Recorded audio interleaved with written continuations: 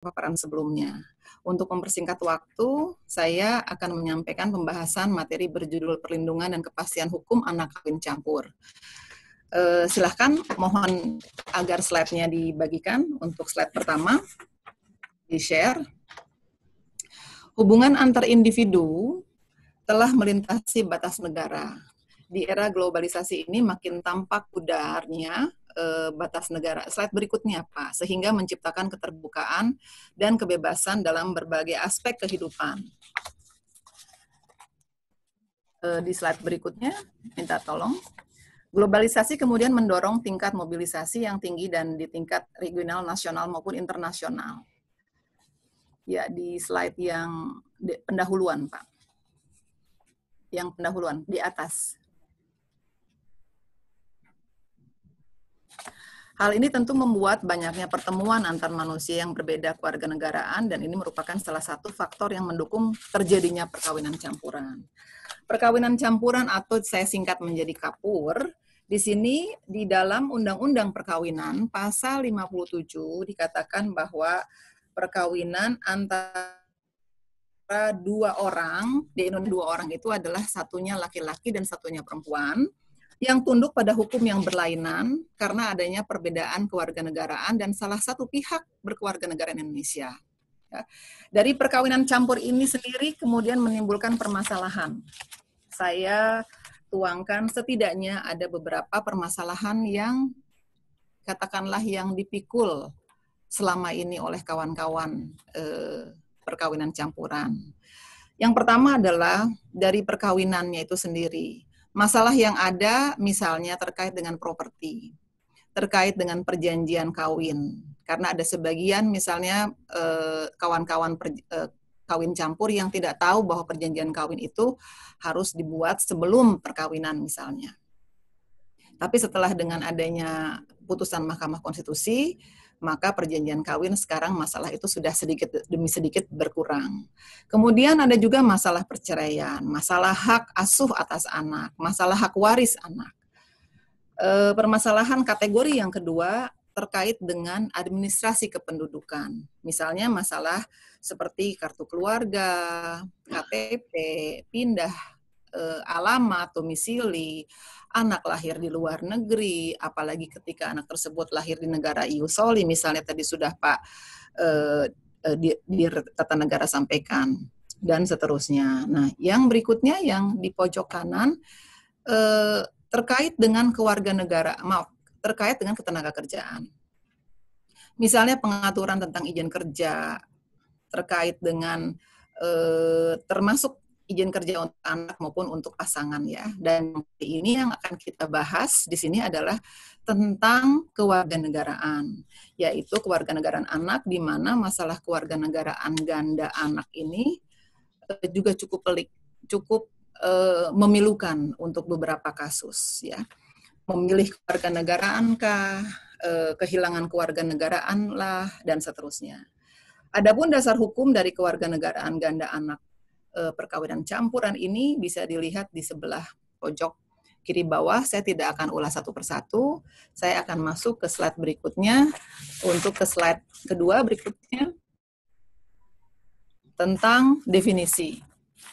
Saya tidak akan baca semua, tapi definisi di sini adalah sebagaimana diketahui oleh kita semua bahwa Undang-Undang Kewarganegaraan ini lahir 14 tahun yang lalu. Jadi sudah cukup lama juga. Saya akan bacakan sedikit tentang menurut Undang-Undang 12 tahun 2006, Undang-Undang kita ini menganut azas ius sanguis, yaitu berdasarkan darah. Ius sanguis adalah azas yang menentukan kewarganegaraan seseorang berdasarkan keturunan, bukan berdasarkan negara atau tempat kelahiran. Kemudian Undang-Undang 12 2006 juga menganut azas ius soli terbatas. Tadi sudah sempat dibahas oleh pemateri sebelumnya, Pak Dirta Tata Negara menyampaikan bahwa ini ada ganda, tapi banyak pertanyaan apakah kita nih yang dewasa juga bisa berkewarganegaraan ganda? Tidak. Undang-Undang 12 tahun 2006 hanya menganut azas ius soli terbatas hanya untuk tempat kelahiran dan kemudian azas kewarganegaraan tunggal yang dianut serta azas kewarganegaraan ganda terbatas untuk anak perkawinan campuran. Di atas itu tertulis pasal 4 huruf I, J, K Undang-Undang 2 tahun 2006 ya. Ini terkait dengan ius soli terbatas, yaitu anak yang lahir di wilayah negara RI yang pada waktu lahir tidak jelas status kewarganegaraan ayah dan ibunya. Ini masuk jadinya. Jadi kita bukan seperti Amerika, tapi ternyata undang-undang juga sudah mencantumkan aturan tersebut. Adapun menurut pasal 1 ayat 2 atau angka 2, apa yang dimaksud dengan kewarganegaraan adalah segala hal ihwal yang berhubungan dengan warga negara. Saya akan buka slide berikutnya tentang kewarganegaraan ganda terbatas. Di slide nomor 3, mohon dibuka. Ya, di sini kita bisa lihat pada prakteknya banyak permasalahan terkait dengan kewarganegaraan ganda terbatas ini. Jadi di dalam Undang-Undang 12 itu di pasal 6 tentang kewarganegaraan bunyinya anak dari perkawinan campuran akan memiliki kewarganegaraan ganda dan dapat memilih kewarganegaraannya setelah berusia 18 tahun. Jadi tadi sudah juga disampaikan bahwa sebelum usia 18 tahun itu tidak bisa memilih. Dianggap ketika usia 18 tahun, anak sudah bisa memilih. Nanti saya akan juga bahas di belakang, ternyata setelah dia pun berusia 21 tahun, dia masih galau. Dia belum bisa memilih, dia masih kuliah. Begitu Bapak Ibu, yang dialami oleh ratusan keluarga, ribuan keluarga kawin campur. Jadi dari prakteknya bahwa usia 21 tahun itu ternyata sulit, ini adalah nantinya akan menjadi masukan bagi pemerintah. Saya juga sebagai penggiat ataupun memerhatikan dan sangat concern dengan undang-undang kewarganegaraan, mudah-mudahan usia 21 tahun ini mungkin bisa diperpanjang nantinya menjadi usia misalnya 30 tahun, setelah dia selesai kuliah, setelah mapan, oh iya baiklah, gitu. Misalnya seperti itu ya. Saya lanjutkan. Kemudian di situ disampaikan bahwa kewarganegaraan ganda terbatas untuk anak ini tadi juga sudah sempat dibahas, saya tidak akan membahas pasal 4C, 4D, 4H, kemudian ada juga di pasal 5. Yang ingin saya sampaikan lagi di sini, Bapak dan Ibu, terkait dengan pendaftaran anak. Nah, kita untuk proses pendaftaran anak berkewarganegaraan ganda yang lahir setelah 1 Agustus 2006 itu tidak diberikan waktu lama. Orang tuanya harus segera mendaftarkan. Kewajiban ini kemudian untuk memilih kewarganegaraan bagi anak itu juga ada dan sudah diatur di dalam Kemenkumham nomor M.HH sudah ada di situ ya. Itu kita harus menyampaikan memilih kewarganegaraan RI ataukah memilih kewarganegaraan asing ataukah tidak memilih kewarganegaraan. Nanti itu akan berimplikasi terhadap apakah itu paspor, apakah itu afidavit, dan seterusnya. Boleh izin untuk slide berikutnya, slide yang keempat, permasalahan kewarganegaraan anak perkawinan campuran. Jadi di sini pada prakteknya terdapat banyak permasalahan terkait perolehan status kewarganegaraan atau ketika untuk mendapatkan kembali kewarganegaraan. Saya setidaknya mengklasifikasikan menjadi kasus A, kasus B, kasus C. Ini adalah anak kapur perkawinan campuran di usia yang kemudian sudah 18 tahun, anak ini orang tuanya miss atau terlewat. Ini salah satu contoh misalnya seperti kasusnya Gloria ya, dan ini ada banyak kasus seperti ini. Jadi orang tuanya tidak mendaftar dan tidak punya afidavit. Tidak mendaftar itu bukan saja melulu karena kesalahan orang tua, juga bukan saja melulu karena kesalahan pemerintah yang kurangnya sosialisasi. Kita tidak perlu melihat siapa yang salah. Terus kemudian yang harus kita lihat adalah pada intinya orang tuanya akhirnya tidak jadi mendaftar. Bukan tidak jadi mendaftar, maaf, miss ataupun terlewat mendaftar. Alasannya ada salah satunya perkawinan campuran itu tidak harus selalu mereka yang punya pendidikan tinggi, kemudian mereka menikah dengan, tadi ditanyakan juga oleh Pak Moderator, misalnya di tempat kerja. Di tempat kerja pendidikannya cukup tinggi, S1 kah ataukah master kah, kemudian di tempat kerja bertemu dengan François dari Prancis misalnya, Stephen dari Amerika misalnya, tidak harus selalu seperti itu. Contoh perkawinan campuran juga yang terjadi adalah para pahlawan Indonesia yang memberikan hasil tinggi bagi devisa Indonesia, para asisten rumah tangga yang bekerja di negara-negara seperti Saudi Arabia, Qatar, dan seterusnya. Ketika mereka bekerja di sana, kemudian mereka bertemu dengan asisten rumah tangga yang lain yang laki-laki, ataukah bertemu dengan sopir dari majikannya yang berkewarganegaraan berbeda dengan keluarga negara Indonesia, Pakistan kah, India kah, atau dari negara manapun. Mereka akhirnya kawin, terus kemudian mereka tinggal di negara-negara yang sulit mendapatkan akses informasi. Itu juga adalah masuk ke kategori A.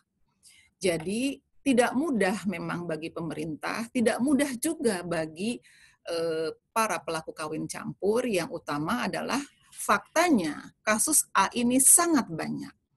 Intinya dia tidak punya afidavit karena dia tidak mendaftar dan itu sudah lewat tahun 2011 misalnya. Maka undang-undang mengatakan, oh Anda adalah WNA dan itu WNA murni, bukan anak kawin campur yang berkewarganegaraan ganda, tidak. Menurut pasal 41, maka hilanglah kewarganegaraannya. Ini satu kasus A. Kasus B, dia juga sama, anak kapur, perkawinan campuran, umur 18 sampai umur 21 tahun, dia punya afidavit. Tapi ternyata terlambat dia memilih warga negara Indonesia. Terlambat. Karena, tadi saya sudah sampaikan, ada banyak sekali mereka yang tidak punya ilmu hukum, sehingga juga tidak paham 18 itu, maaf 21 itu ketika proses ataupun kita dari 18 gitu. Tadi sudah disampaikan juga oleh Pak Dr. Baroto, jadi ya memang kasus seperti itu banyak. Pada intinya disimpulkan orang tuanya terlambat memilih warga negara, kemudian menurut pasal 6, ya dia sudah kehilangan kewarganegaraannya. Ini sama nanti berujungnya adalah ketika ingin menjadi warga negara Indonesia akan diperlakukan sama seperti warga negara asing. Contoh kasus yang C adalah anak kawin campur juga, di mana anak tersebut punya afidavit. Dia tidak terlambat. Orang tuanya orang tuanya sangat alert, sangat waspada. Tapi kemudian kebetulan dia sedang dapat beasiswa dan dia sekolah di luar negeri. Kemudian pada saat itu ketika dia masuk pun ke negara tersebut, dia adalah warga negara ganda. Nah, namun tiba-tiba harus memilih tengah jalan dengan berbagai pertimbangan, akhirnya dia tidak memilih warga negara asing. Tidak memilih warga negara Indonesia, dia memilih warga negara asing. Nah, anak seperti ini kategori C. Ketiga kategori ini kemudian suatu saat mereka kembali ke Indonesia atau mereka apapun alasannya, ada 1001 alasan, mereka ingin menjadi warga negara Indonesia, untuk saat ini kita belum memfasilitasi. Mereka akan diperlakukan sama seperti warga negara asing. Seperti yang tadi saya sampaikan, contohnya François datang dari Prancis, datang ke Indonesia, dia sudah 5 tahun, 6 tahun berturut-turut dan ingin menjadi warga negara Indonesia, maka prosesnya sama seperti itu.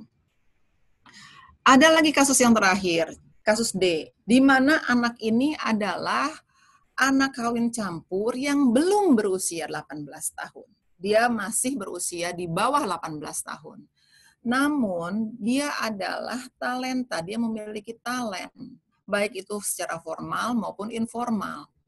Apakah dia punya afidavit atau tidak punya afidavit, itu intinya adalah pada akhirnya, mohon maaf, di sini dia harusnya punya afidavit ya, bukan tidak punya, itu keliru, nanti saya perbaiki. Dia punya afidavit, terus kemudian dia ingin memilih menjadi warga negara Indonesia karena organisasi tempatnya yang bersangkutan ataupun komite tempat yang bersangkutan beraktivitas meminta agar tidak boleh ada kewarganegaraan ganda. Asosiasi bilang seperti itu, harus warga negara Indonesia. Nah, mereka bisa dibilang nanti di kemudian hari akan berjasa bagi NKRI, namun belum bisa apa-apa. Ini pun tidak bisa menjadi warga negara Indonesia. Permasalahan anak-anak kawin, anak-anak berkewarganegaraan ganda ini kurang lebih bisa diwakili oleh ABCD tersebut. Nah, saya lanjutkan. Dulu sebelum lahirnya PP nomor 28, ini membayar biaya untuk anak kita satu orang itu adalah 50 juta karena memang disamakan dengan orang asing, khususnya buat grup A ya, pada saat itu dia harus membayar 50 juta. Kalau misalnya anak saya 5 ya 50 juta kali 5 250 juta kalau anak saya 5, kata si bapak dan si ibu. Terus kemudian justru ayahnya malah membayar hanya 2.500.000 atau istrinya hanya membayar 2.500.000. Kemudian untuk menjadi warga negara Indonesia syaratnya ada banyak sekali. Salah satu syarat yang agak sulit kemudian untuk dipenuhi adalah mempunyai pekerjaan atau penghasilan yang tetap. Jadi si anak ini, katakanlah anak saya, namanya Badi, ini dia sudah 21 tahun ingin menjadi warga negara Indonesia, atau katakanlah Gloria ya, ingin menjadi warga negara Indonesia dan dia sudah 21 tahun, tapi karena dia masuk ke kelompok A, dia harus membayar 50 juta. Selain itu, dia juga harus punya surat keterangan kerja. Nah, atas permasalahan ini, organisasi maupun masyarakat, perkawinan campuran, kemudian juga para akademisi, saya percaya juga memberikan masukan kepada DPR maupun memberikan masukan kepada pemerintah yang akhirnya kemudian keluarlah PP nomor 28 tahun 2019 yang kemudian menyatakan bahwa untuk anak-anak itu, anak yang lahir untuk kelompok-kelompok tadi ya sudah akhirnya membayarnya menjadi 5 juta, sedangkan pasangannya menjadi 15 juta. Nah, dari sini kita bisa lihat bahwa masalah-masalah lain yang ada itu adalah permasalahan dari persyaratan anak yang kehilangan status WNI disamakan dengan WNA murni. Yang kedua, terhadap anak yang sudah memiliki afidavit, ada negara yang tidak mengenal pelepasan kewarganegaraan, seperti tadi ya negara EU Soli. Sehingga ada beberapa alternatif solusi, yaitu merevisi PP 2 tahun 2007 ataupun melakukan amandemen terhadap undang-undang. Slide berikutnya, slide ke-5.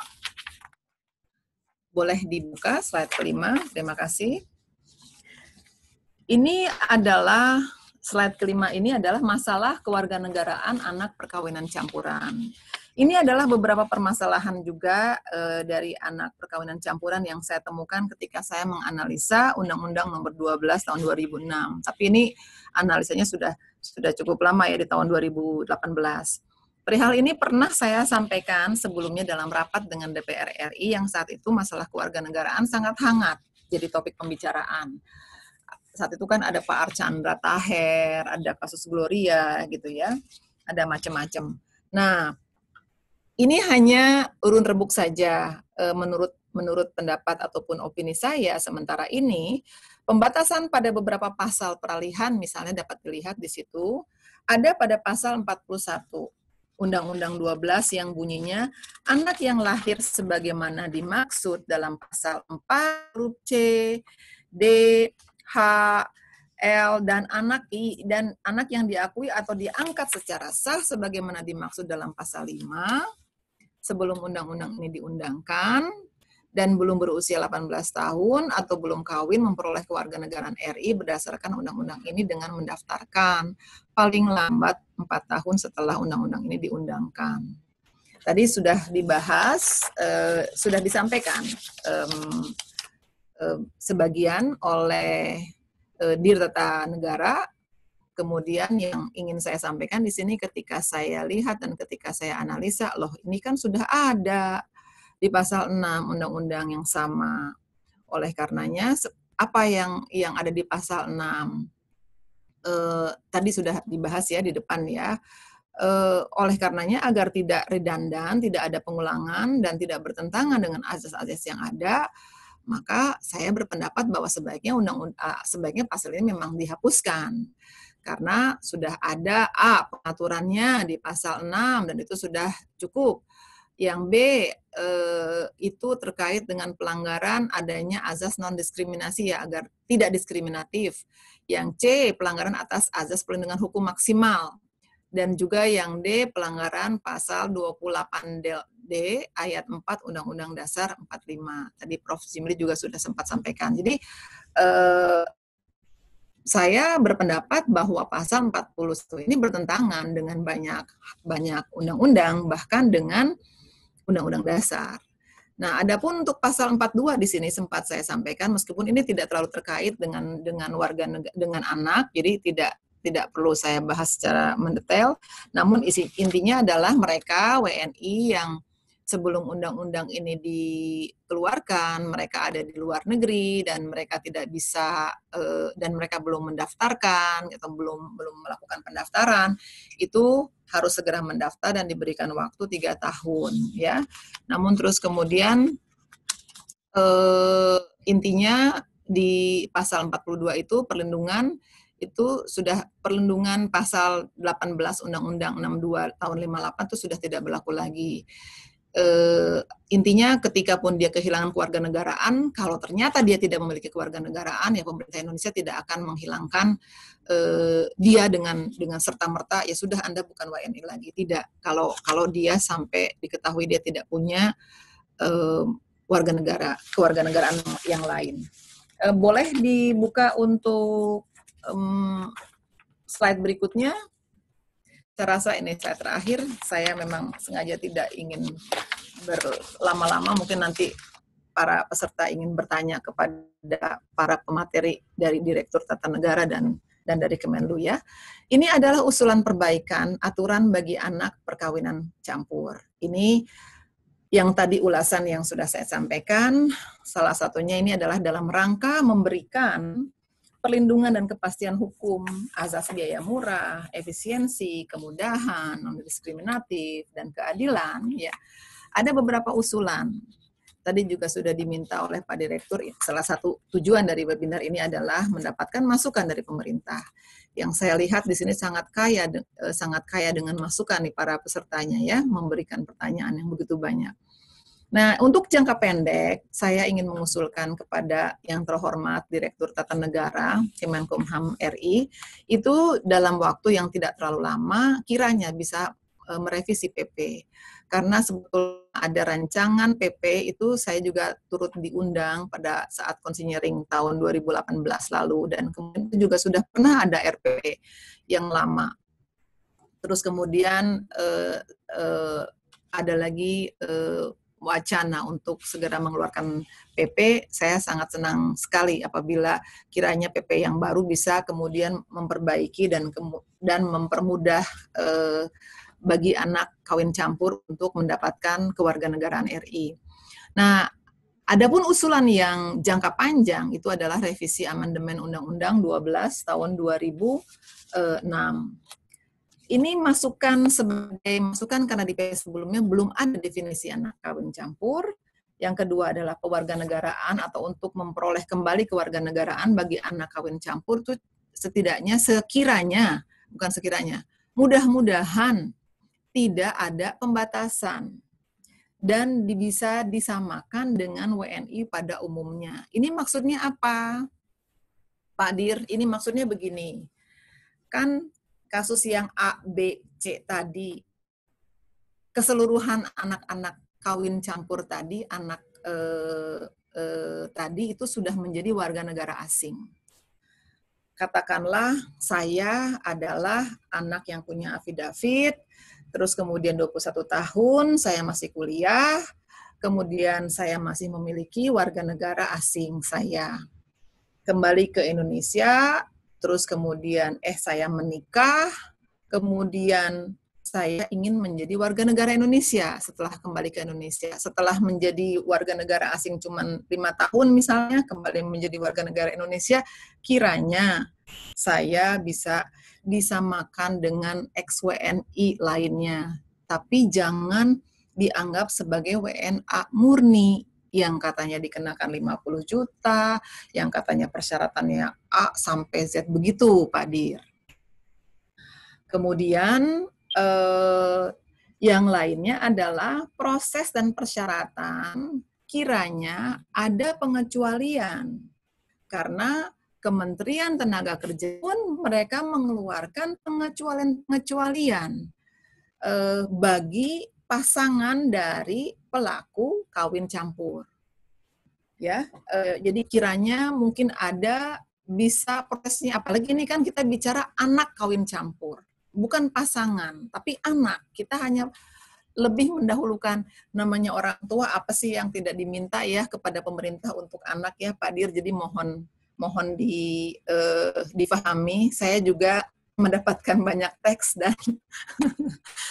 dan permohonan di telepon sudah dari beberapa hari yang lalu tanpa saya informasikan. Toto sudah banyak. Bu, nanti tolong sampaikan dong Bu, tolong dong Bu, saya seperti ini ya Pak. Luar biasa. Dan ini salah satu webinar yang paling semarak karena dihadiri oleh begitu banyak oleh banyak peserta, melebihi 800 ya, yang saya dengar malah sampai 1000 gitu ya yang daftar. Nah, yang seterusnya adalah proses dan persyaratan dibedakan. Tadi sudah saya sampaikan ya di sini ya. Dibedakan dari proses naturalisasi WNA pada umum. Jadi terus kemudian yang berikutnya, masukan yang berikutnya adalah kiranya bisa merevisi pasal 41, tapi sebetulnya ini bukan pasal 41 saja. Di sini karena tadi malam cepat-cepat saya sambil ngantuk, jadi saya ingatnya pasal 41 Undang-Undang Kewarganegaraan tentang pembatasan bagi anak yang lahir sebelum tahun 2006. Kalau Pak Dir bertanya ke saya, kalau Pak Dubes bertanya ke saya, Bu, ini kan anak yang lahir sebelum tahun 2006, katakanlah dia lahirnya tahun 2000. Sebentar lagi kan Bu dia, atau katakanlah dia lahir tahun 2005. Bu, sebentar lagi dia harus memilih loh Bu. Ya, mau 4 tahun lagi juga kan Pak, lumayan dia bisa punya 2 kewarganegaraan gitu. Dia merasa bangga memiliki kewarganegaraan ayah dan ibunya gitu. Tetap saja dikasih kesempatan, karena tetap saja masa Bapak mau mendiamkan, mau membiarkan pasal 41 itu bertentangan dengan Undang-Undang Dasar 45. Meskipun memang sudah di MK-kan dan saya berpendapat putusan MK tersebut itu hanya dikarenakan masalah bukan substansi menurut saya ketika saya pelajari, tapi itu hanya masalah bagaimana meracik dan menyampaikan kepada Yang Mulia Majelis Hakim. Jadi sebetulnya yang dimintakan itu sudah tepat, tapi hanya racikannya sehingga hasilnya belum maksimal itu. Kemudian ini yang terakhir adalah memberikan rentang usia yang lebih panjang bagi anak perkawinan campuran untuk memilih kewarganegaraan yang awalnya dari 18 sampai 21, ini misalnya menjadi 15 sampai 30. Ini usulan ya Pak, boleh ya. Alasannya apa? Kan Ibu kalau ada usulan, Ibu harus punya alasan dong Bu, gitu. Alasannya adalah salah satunya yang tadi saya sampaikan Pak Dir. A, B, C, D, itu ada. Kalau Pak Dir bertanya berapa jumlahnya, itu saya pada saat ini belum siap untuk menjawab jumlahnya.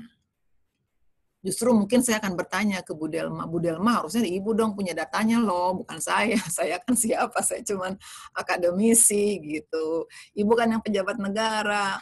Nah, jadi bisa menjadi lebih cepat juga ketika dia memilih gitu. Jangan nunggu juga 18. Masa Bapak mau ngalang-ngalangin, Pak ini anak mau jadi WNI, kan boleh-boleh saja. Gitu. Sehingga itu sejalan dengan permintaan yang di atasnya. Apa permintaan di atasnya? Ketika pun dia sudah memilih sebuah kewarganegaraan ketika dia ingin memilih jadi WNI itu juga menjadi lebih fleksibel. Begitu pula dengan anak yang meneruskan kuliah masih berkesempatan untuk memilih lebih lama ke warganegaraannya, seperti itu. Demikian, mohon maaf apabila ada kata yang kurang berkenan, khususnya di hati para pejabat negara Republik Indonesia, Pak Dir maupun Pak Dubes. Mudah-mudahan bisa menjadi masukan yang berkenan untuk dipertimbangkan oleh pemerintah Indonesia. Terima kasih. Wassalamualaikum warahmatullahi wabarakatuh.